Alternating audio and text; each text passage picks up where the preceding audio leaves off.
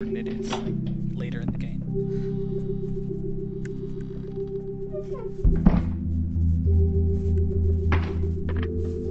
He seems so sad. I know. Damn, should have cracked a window.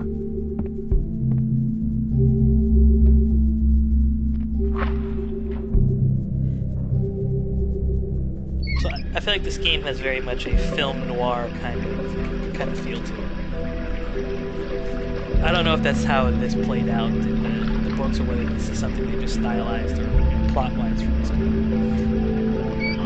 I would say that at least the first arc, or couple, what would be like couple trade paperbacks, that Bigby in particular has stylized himself as that film noir detective, and that the first storyline in it is a murder plot, so it fits that film noir feeling. Interesting. That's what I kind of got. That's what I kind of got from this. Is he that way for most of the series, or is that just?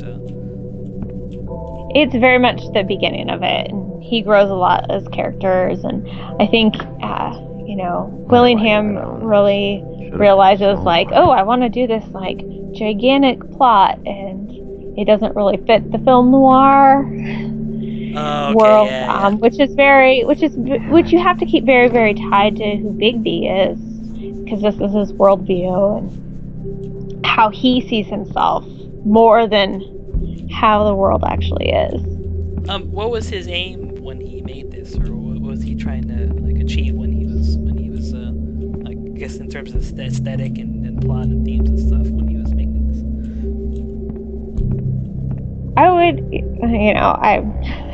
I would say that it's very what if this happened?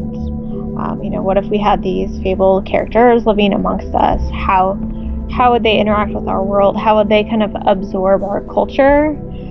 You definitely see a lot of characters on the show, like Bigby, trying to be the film noir detective, Snow White trying to be that mayor, politician, a town runner.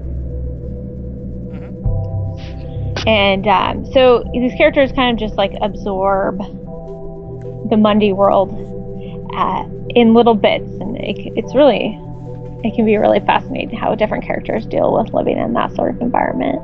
So we got a good question from Critic69. I mean, did the Fables book keep that same color palette and kind of lighting throughout?